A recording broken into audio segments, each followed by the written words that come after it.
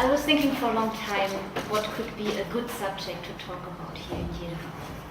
First, I thought it might be a good idea to talk about some more perhaps unknown aspects of Western Europe music, as for instance the quite enigmatic neumes. Because there are some similarities with Armenian music, especially the close connection to the text. But considering to talk to people with have one of the oldest tradition in the field of writing, I didn't dare to. Then I was thinking to talk about my favorite subjects, the beauty of the 15th century music. But then I thought this music is perhaps not that common to you. So finally I decided to take the way through the middle and make a mixture.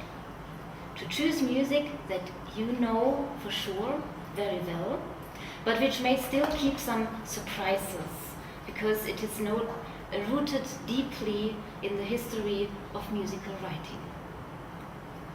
People often think that the work of a person who works in the field of musical paleography is just concentrated on the above-mentioned neumes, or the complex déchiffrage of music of the so-called ars subtilior of the 14th century. But in fact, many musical signs have for us today a very definitive meaning, but they mean something completely different for, let's say, Frescobaldi. For Frescobaldi, something completely different than for Mozart. And for Mozart, something completely different for us. For what it is important that every single sign in music becomes a little personality, which is equally important for musical history, not as much as a composer perhaps, but we have to consider that it was effective in some cases for a very long period. And sometimes it is still effective without that we know that its meaning originally was perhaps different to how we decipher it today. Talking about this kind of musical paleography, it is important to face the Selbstverständlichkeiten, the ordinary things of our modern musical writing. Signs that we use in our daily life, but which aren't that normal or natural or ordinary. You could follow any sign in history and realize that the way that we use it is not always the correct one. I have for that a very nice example of an American student of mine. In theory, I asked her to go to the blackboard and to write something down. And she went to the blackboard and she wanted to make a violin clef. But what she did was, she started like that, and then she went like that. You see, she started from above, and then I always have to practice that before because it's very difficult. She made this violin clef like this. And I was completely shocked. I said, how can you do that? I mean, don't you know what a violin clef is? And she said, no. A clef? A violin clef? A violin clef is a violin clef is a violin clef. And I said, no, but it says something to you. And you may not start from here and do it like that. And she was very surprised when I told her that a violin clef, of course, was called first, or it's even in German still called today, a G clef. And it was in the beginning really nothing else than a little G written on the G line. And not to be confused with other clefs, they made this roundabout. So it was for me very, very funny that she made this sign without understanding what she does, and even she started in this very funny way. So this is one of these examples that we have all these musical signs, but we don't know what they originally meant. Soll ich das kurz zusammenfassen? Ուղղակի կարճ ասեմ, որ խոսքը գնում է նրա մասին, որ շատ տարբեր ժամանակաշրջաններում որոշ կամ շատ նշանները տարբեր ինտերպրետացիաներին են ենթարկվել եւ այնինչ որ օրինակ 15-րդ դարում Եվրոպայում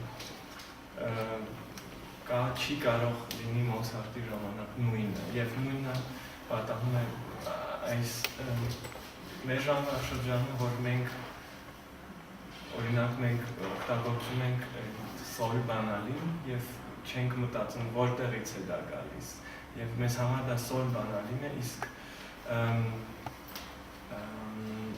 այդ անունը գալիս է գրե տարից եւ հին ժամանակներում դա ուրիշ ձևի է գրվել եւ մի ամերիկացի այդպես ստուդենտ ուսանող չգիտենալով ուրիշ ձևի գրեց այդ բանալին եւ անգելիկան շատ զարմացած էր թե ինչպես է ինքը այդ դա գրել ուղղակի ինքը ես չհասկացա ich habe das nicht verstanden wieso wie das Er hat von unten angefangen. Er hat einfach unten angefangen und hat es dann so rumgemacht und hat mit dem G sozusagen aufgehört. Ինքը ներքևից սկսեց այդ բանալին եւ ստացվեց հին ուրեմն գրելա ձևը ու խոսքը այսօր հենց դրա մասին է ինչպես են այդ նշանակությունները փոխվել ժամանակի շրջանում But for this, of course, it's important. I don't know how it's in Romanian, but of this it's important to know that the line that is indicated is a G, sol. It's G in English or in other languages. I don't know if you use the sol, do, re, mi, fa, sol. Sol, yeah. But in German and in English, it's G. And also the signs, the clefs you see here in the beginning are C's. They look like C's, and they want to say I'm the line where the C is supposed to be. Այս նոտաների վրա ուրեմն դուք տեսնում եք այդ բանալին լատինական C տառի ձևով է գրված ուրեմն այդ գծի վրա գտնվում է դո հնչյունը And there are, yeah. Sorry, do you have an example to show which is the G in the sol key? I mean, where, how it's supposed to be written in a direct way. Do you have an example for sol key? Perhaps it's too complicated because it was just a simple example. But if you write, you know what a violin clef is? Yeah. Yeah? Violin clef. You take the G and you do like this. So and the you G is the middle part? Sol. I mean, where is the G in this key? It's the Ժամանակի միայն G կրվել, վերջը սոլի բանի տեսքն է ստացել։ Ես հատ անցումը կուզեմ որ հասկանալ G-ն դեպի այսօրվա բանալին ինչպես է եղել։ Wie ist dieser Vorgang vom G, vom normalen G-Buchstaben zum heutigen? Yes. If you look carefully in ancient manuscripts, for instance, you see that they really wrote a small G on the line. And they wrote a little C on the line. And on other, when there was a deeper voice, they wrote really an F to show where the F is supposed to be. And out of these signs, our modern clefs were developed. If you think of a bass clef, yeah, you have the two dots and this C-looking sign.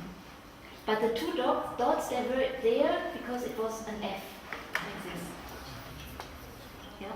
And out of this sign, the development became this sign from today. We don't know, I could speak about the development of this, but it's not what I want to talk about today.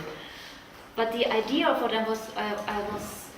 which is now important, is that every sign that we use today has its very, very long history. We can take whatever we want and go back until, mostly for the normal signs, until medieval times, and for other things we can go at least back to Baroque times, even if we make modern music. Our musical language has a very, very interesting history. Yeah? Նշանները ունեն հսկայական եւ շատ երկար պատմություն եւ հենց դրա մասին խոսքը կգնա։ And I just give you an example which is perhaps less confusing. Let's take this example. You all sing in choirs probably. And you could ask yourself, why is it sopran, alt, tenor, bass? There is one voice called alto, the voice of the lower for low females. And it's very funny because this word in Italian, where it comes from, or Latin, means high. So why the lower part of the female voices is called high? This is somehow a contradiction. And this has also something to do with the musical history, because let's take this example. This is a 4-part written piece. It's in 4 parts. This is the first part, the soprano, and you see the C clef is very low because it's a very high voice. This is the tenor. For cello players, they know this is the tenor clef. The C is very much higher because the voice is low. Now we have 2 more voices. One voice was when we just heard the 3-part writing. We had the cantus, the tenor, and the contratenor, the counterpart of the tenor voice. But musical development went on, and we had 2 contratenores, 2 countertenor parts. One was higher than the other. So they were called contratenor alto and contratenore basso. And because it was very tiring always to repeat contratenore alto, contratenore basso, they just left apart the word contratenor.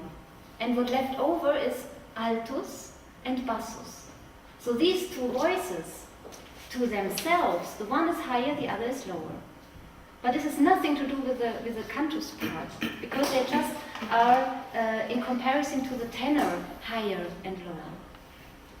So we have a 15th century reason why we still use today the word alto. So this is just one more example, and there are hundreds of them why we use certain terms today in music. Pascal,